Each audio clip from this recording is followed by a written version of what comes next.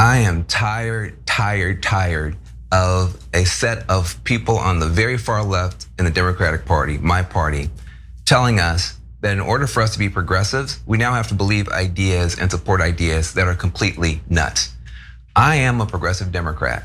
In other words, everything that's good in our party, I believe in, have believed in for a long time. Well, the Democratic Party is reckoning with a full-on civil war as Democratic Socialists of America insurgents face off against more centrist Democrats slash conservative Democrats. And over the weekend, Van Jones jumped into the fight, declaring that he wants to save his party from far left Democrats. Now, before we proceed, I just want to note, I have my own disagreements with the far left, which has obviously led to a lot of backlash against this show, which I'm willing to take on because I want to be honest with my audience about where I stand. That being said, I respect the will of the people, and if voters in, let's say, New York City favor policies from the Democratic Socialists of America, who the hell am I to try to crush them? Now, Van Jones puts out this video, and we should hear more about what Van Jones supports as well as what he does not support. Do I want universal health care, Medicare for all, whatever you want to call it? Absolutely. If you are sick, you should be able to go see a doctor. That's a good idea. I want free education for everybody as long as they want to keep learning.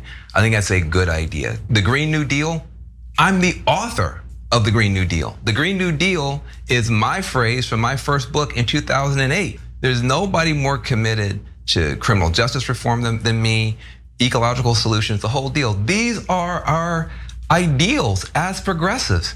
We should fight for them. We need them now more than ever. But what does that have to do with supporting Hamas? What does that have to do with putting up candidates who say we should have no police, no prisons, we can't deport anybody, even if they commit rape or murder, Israel shouldn't exist? These are terrible ideas. These are awful ideas. Where did these ideas even come from? If we want people to join this party, when people come to the party, you want to give them a wonderful punch bowl of wonderful ideas like this. Who is putting the poop in the punch bowl? Okay, now he specifically points to Daria Lisa, who won the Democratic primary in New York. And just to be clear, she has definitely said things that are incredibly radical, far, like way to the left of where I stand on those issues. I do not want to abolish police, for instance. But again, I think it's important to talk a little bit about where Van Jones used to be and where he ended up. And Glenn Greenwald did call him out on that. So he writes that in 2009, Jones was forced to resign from the Obama administration after 6 months because Fox News and establishment Democrats denounced him as the radical left due to his prior support in the 1990s of Mumia Abu-Jamal, calling a GOP member an a-hole, allegedly signing a petition suggesting Bush did 9/11, etc. That's when he realized that wealth and celebrity awaited him only if he were willing instead to transform himself into a vehement defender and guard of establishment dogma, a useful tool for those who had just struck him down. Well, Glenn, I both appreciated your post on X because you're pointing to reality, but also at the same time, how do we address people like Van Jones while avoiding co-signing onto some of these more radical left-wing policies, right? Like, I'm not really interested in crushing these candidates. That's not like what I'm doing here. But I do think that, sometimes issues are raised that I agree with, but I'm not on Van Jones's side here. This is obviously an attempt to beat down or beat back a growing faction of Democrats who are to the left of these, centrist pro-corporate creatures.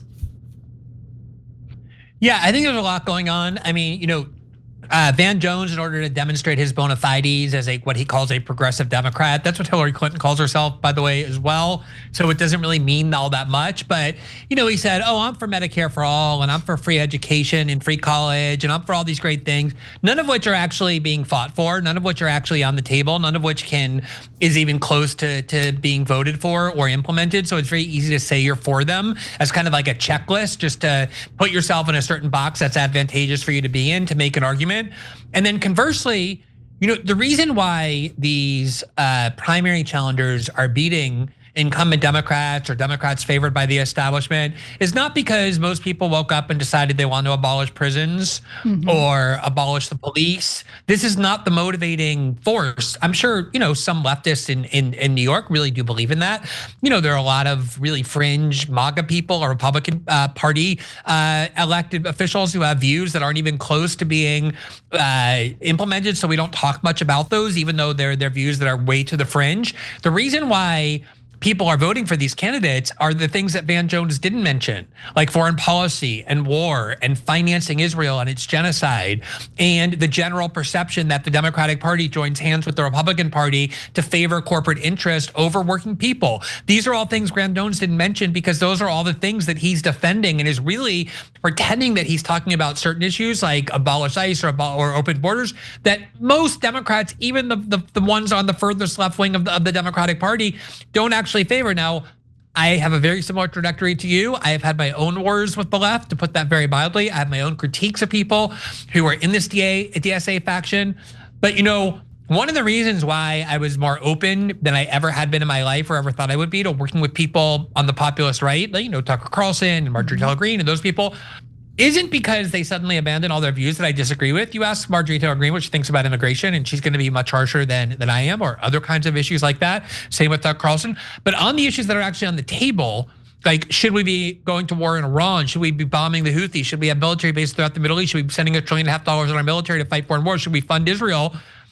I'm in agreement with with them. And so I'm willing to join hands with them or anyone in the DSA in order to advance those really critical causes that are actually being fought. So there's so much cynicism in what Van Jones is saying. Obviously, I can't stand a lot of the woke discourse and views that a lot of people in DSA have. I have had my own wars with them, just like you have. They've been at war with me for the same reasons. But that's not really what we're discussing. And then I just want to make this one other point. I'm just going to tell you this little story that I've never told before. In 2015, maybe 2016, I had breakfast with Ta-Nehisi Coates, and at the time I was just coming off the Snowden reporting. We had created the Intercept. I had all these like weird doors opening for me in the US, around the world, that I never thought I would have access to.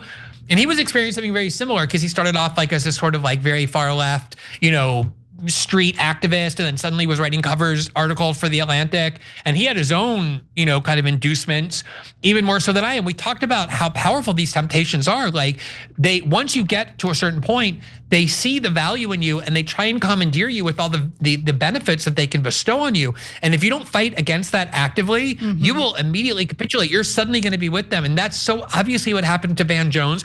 He got this big CNN contract. He was suddenly meeting with the top Democratic officials. He got $100 million from Jeff Bezos, big book contracts, all the things that happen to you if you're willing to then become a tool of the establishment and their bipartisan dogma. And he's just one of the most blatant cases of that. The last thing I'll mention is a lot of these DSA challenges, or just left-wing challenges in general, are removing from Congress and ending the political careers of the people in Washington who have the most influence and power. So people like Van Jones love these people, like AOC ended Joe Crowley's career. That was what made people so angry at her. And Darlisa ran against a very popular Republican Democratic incumbent who was the head of the Hispanic caucus, Democratic caucus.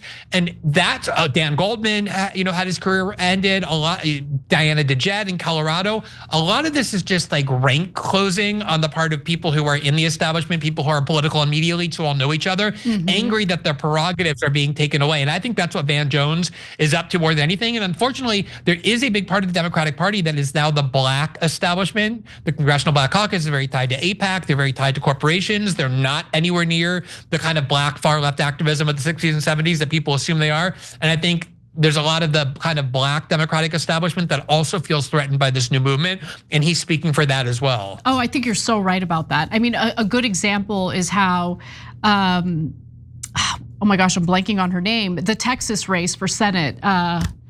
Jasmine Crockett. Yeah, Jasmine Crockett is a perfect example. And I mean, she has really had one mask off moment after the next. I'm like, this woman does not share my values. And I could have been fooled into thinking she does through the theater that she engaged in during, House hearings and things like that. Her little conflict with Marjorie Taylor Greene. Now Marjorie Taylor Greene has views on foreign policy that I favor far more than anything Jasmine Crockett has said about foreign policy. But thank you for crystallizing something that I think is pretty clear, and it's the fact that these DSA candidates didn't front load like abolish ICE, abolish police policies so much as they front loaded what Trump front loaded during his campaign in 2024, which is we want to do something about affordability, no more forever wars. Democrats didn't learn their lesson when it came to Trump's effective campaigning, and they're clearly not learning a lesson when it comes to these insurgent, Democratic DSA candidates who are beating these establishment, tools. So it's really fascinating to see. Yeah, I would just say that probably the most important example is the success of Zohran Mamdani, not just his victory, but also his popularity.